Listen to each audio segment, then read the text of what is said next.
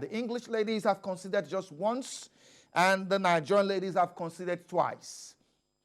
Points gathered 9 for England, points gathered 5 for Nigeria.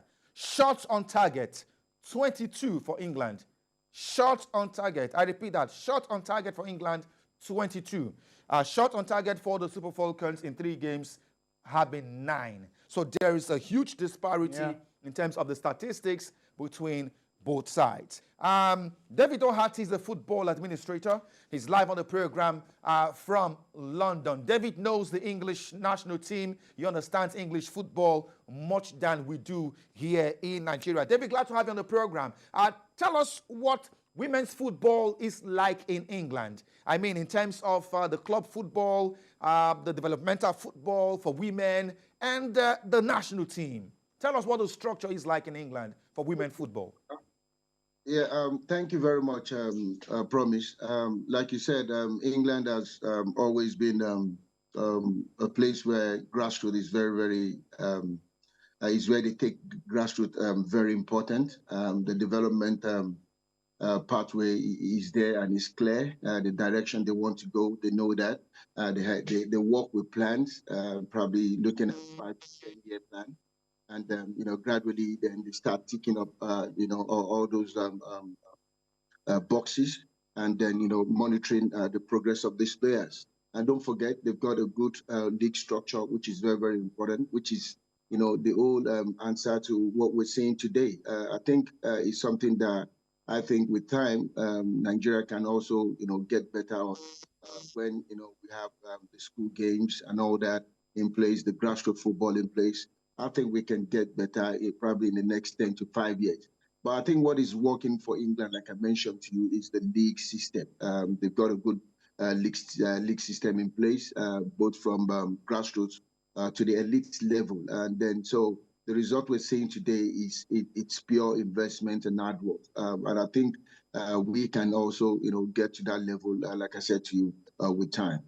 Okay, well, with time we can get to that level, but this is the World Cup now, and the Falcons are facing the Lionesses of England. Being very objective and pragmatic, what are the chances of the Falcons, the Nigerian team, you know them so well as well, against an English lady team that you also know very well? I think one thing we have to understand is there's no minor at this level. Yes, England is a good side. They've got the quality. They've got players that can make it happen. They've got that experience ahead of us. But one thing you can take away from the Super Falcons is the die-hard spirit that you find in Nigerians.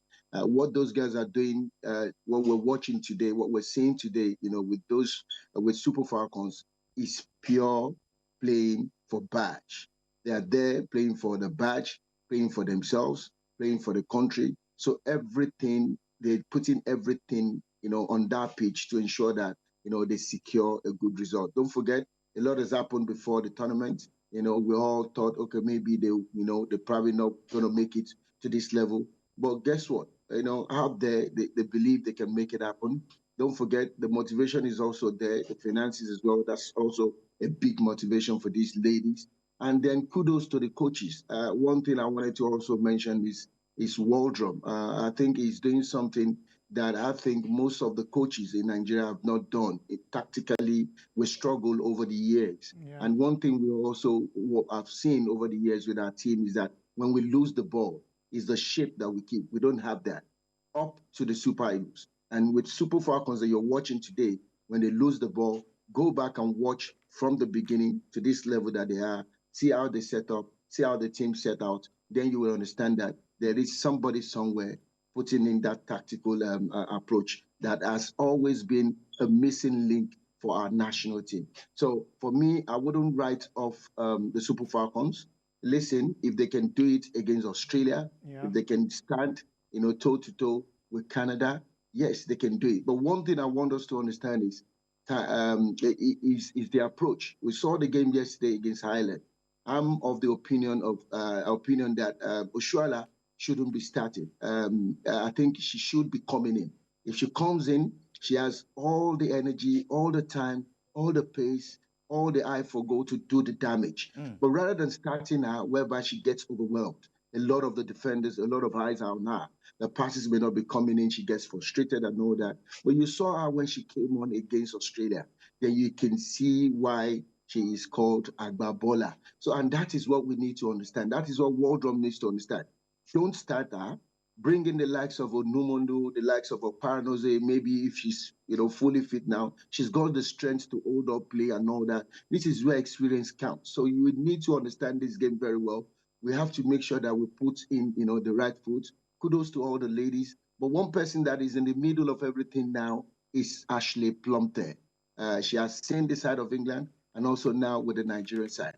And she's been amazing, all through this tournament. The likes of Ajibade, the pain and all that of this world. I think the Super Falcons can pull, an upset here.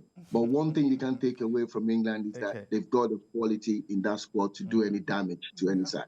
All right. I share in your optimism and your positive thoughts that the Falcons can actually pull an upset against the English ladies. Thank you so much, David O'Hati.